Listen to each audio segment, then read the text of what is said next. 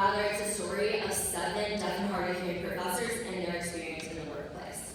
Now, you're probably thinking to yourself, why is this important? Well, in 2015, reports showed that there was a 19% increase in ASL classes with enrollment at universities, showing that more now than ever, that deaf and hard of hearing professors are crucial to universities. However, deaf employees don't always have a positive experience in the workplace. For example, deaf employees, when compared to their hearing colleagues, were 5 times more likely to call out stress due to stress-related problems. In addition to this, deaf and hard of hearing blue-collar workers, when they were surveyed, indicated that they did not feel supported by their hearing colleagues and supervisors. So with all of this information, you would be surprised to know that to our knowledge, there have been no studies conducted looking into the experiences of full-time and deaf hard of hearing professors. So our eligibility criteria was they had to identify as deaf or hard of hearing and be a current full-time professor at a US-based university. And what we did is we did a 1-hour-long structured interview on Zoom using an interpreter. And we talked about topics such as relationships with our hearing and deaf colleagues, feelings of belongingness and exclusion in the workplace, and access to accommodations. And what we did is we compiled all of these transcripts and read through all of them, and then picked out the key themes that we kept on seeing come up. And what we discovered were these 11 themes, which were administration, political climate, program success, funds and budget, interpreters and accommodations, community well-being, well-being/loneliness, and the relationships with our deaf colleagues, hearing colleagues, and students. However, we don't have time to go over all 11 today, so we will be highlighting on the 4 that are highlighted here. So, when we were talking about administration, we defined that theme as talking about their overall relationship, such as the president of the university, directors, and supervisors, and has there been a shift in their experiences overall? And what we found, which is to be expected, is that oftentimes administrators were very politically and financially focused, which is to be expected because that's kind of their job. So that is really important to keep in mind. However, it is a problem when it becomes an issue with access and being able to get accommodations. For example, we have P5. To preface, this individual is not working at this university anymore, but they were the program director, and they were excluded from department meetings simply because the university didn't want to have to bother to pay for interpreters so that they could partake in these meetings. However, they are at a much better university now in terms of access. And then we have interpreters and accommodations, and we define that theme by looking at their access to availability of high-quality interpreters, because with professors, you need high-quality interpreters that can understand the lingo that they are using. And did they feel as though they were getting the accommodations requests were being met, and are they receiving those accommodations? And the answer is everyone said yes, they are getting the basics. However, what I mean by basics, it is just enough to not be in violation of the American Disability Act. Very few are going beyond that point where it was full equitability, where they were getting the same level of access as their hearing colleagues. So for example, we have P3, who had a not high quality interpreter in a very high-risk meeting, and they used the wrong terminology, which completely threw off the intent of their messaging. And that was really frustrating to this participant, because they were like, I want to be actually accurately represented and be able to confidently know that my interpreter is going to be a good advocate for me. And then we have P5, and they do not have issues with access at all. In fact, that they have 4 to 5 on-site interpreters every single day. So if they need to pull them in for a random meeting, or they need to have a conversation with a student, they can just walk into the office with the interpreters and just grab one. And that has really increased their access to communication. Finally, we have our theme with hearing colleagues, which we define as how do the participants feel about their relationships with individuals they interact with at work, and do they feel like they are close? And basically all of them said, yes, I have a nice relationship with my hearing colleagues, but it's very surface level. We can't go beyond a certain point. And the main thing that consistently was coming up was that they cannot communicate with them.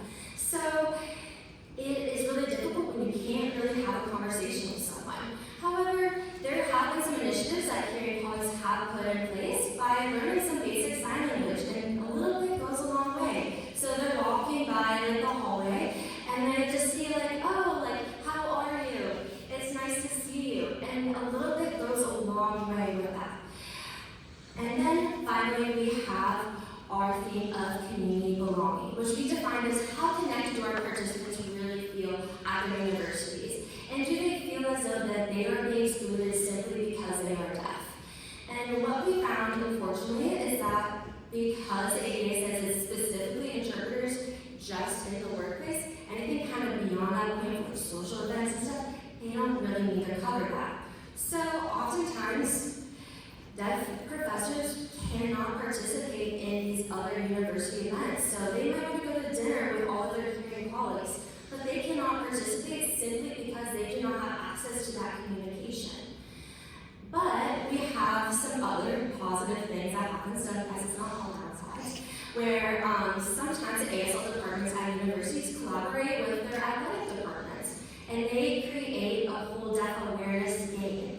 And they'll invite the deaf community from the cities, and they'll have someone signing the national anthem, and it's just a really awesome experience based off of what I've heard from participants. So our conclusions is that there's still gaps regarding access that universities need to address.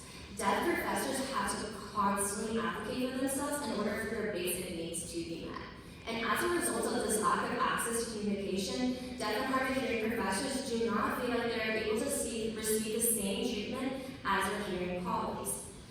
Deaf and hard of hearing professors tend to also not have close relationships with their hearing colleagues, and hearing colleagues, though, can put forth a little bit more effort in learning about sign and learning about deaf culture and history because it helps professors feel more seen. Easy access to interpreters both at work and at other university events have been shown to increase deaf and hard of hearing professors' feelings of belongingness. So our recommendations is that we need to improve access to professors' preferred form of communication. For example, that could be having a few on-site interpreters, either through contracts or a full-time staff of interpreters. We also encourage individuals to increase staff and administration training on deaf etiquette and deaf culture and history because that is oftentimes not taught in school. So there is a lack of access and communication as a result of that lack of training. And finally, we suggest that universities should hire more deaf faculty. Not only is that beneficial to students because, as we know, being deaf goes beyond just learning American Sign Language. There's an entire community. There's a history there. You can learn so much from your deaf professors. But also, it helps oftentimes the professors to have someone they can actually talk to. They can vent because they have similar issues. And oftentimes, usually the deaf professors you talk to were the only deaf faculty in their departments. So we encourage that university to hire more deaf faculty. And finally, I want to leave you with a quote from our first participant. And I feel like this really encapsulates this entire project. And it says, deaf people are not different. We just can't hear. There are so many deaf people who are willing to educate. And there's a lot of different perspectives within the deaf community. You just have to not judge a book by its cover and open up that book. Thank you.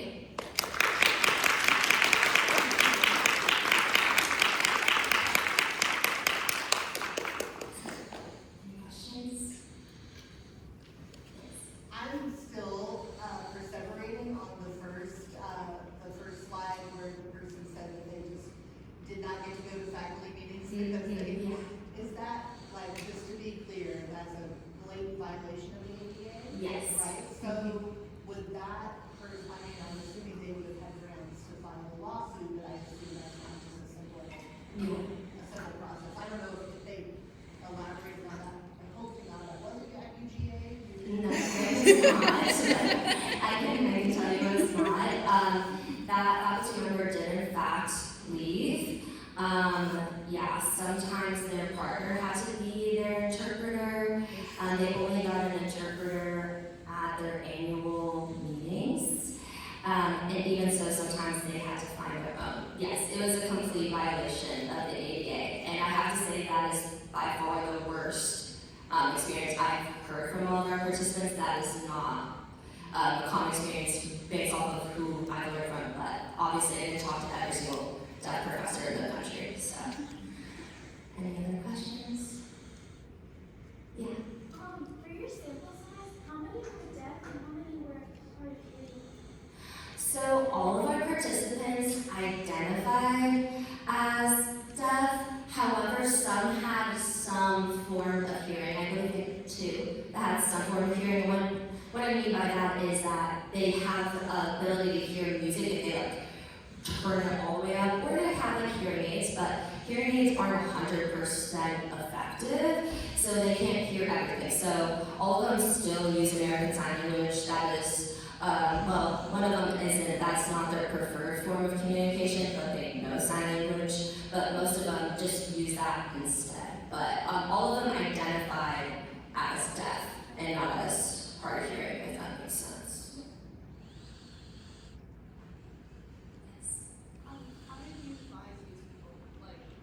Yeah, that's a great question. So we used a mix of snowball sampling. So fortunately, I was able to work with community partners with this study, to like check and make sure that we weren't offending anyone and we were trying to be conscious, but also it helps with getting their trust and finding connections. But also mainly, I just started looking at universities' websites and looking at bios, and if they said, "Oh, I'm deaf," I'm like, "Perfect," and I'm emailed them. So I emailed like 40 just to get a couple of replies, but that's to be expected with any study.